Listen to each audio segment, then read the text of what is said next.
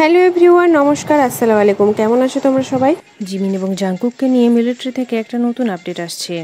আমি তোমাদের আগেও বলেছিলাম জিমিন এবং জাংকুক 5th ডিভিশনে আছে এবং তারা দুজনেই কেসিটিসি ট্রেনিংটি কমপ্লিট করে নিয়েছে। তারপর তারা 1 মাসের ছুটিও পেয়েছিল। 3 দিন আগেই জিমিন এবং জাংকুকের 1 সপ্তাহের ভ্যাকেশন শেষ হয়ে গেছে। তার মানে আবার কন্টিনিউ করবে তাদের ডিউটি। একজন ফ্যান ইনস্টাগ্রামে জিমিনের একটা ভিডিও শেয়ার করে। সে বলে যে সে জিমিনকে দেখেছিল বুসানে, যখন 1 সপ্তাহের ছুটি ছিল।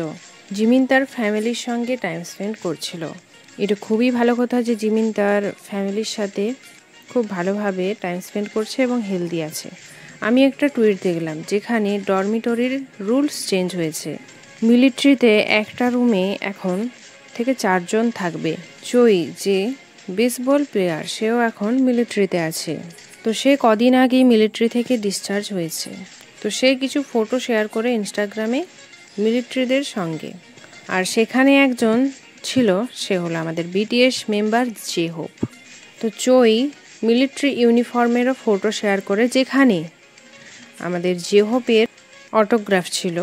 তো বিটিএস সম্পর্কিত খুঁটিনাটি আপডেটের জন্য চ্যানেলটিকে সাবস্ক্রাইব এবং লাইক করে দাও। Thank you so much guys, take care and bye by.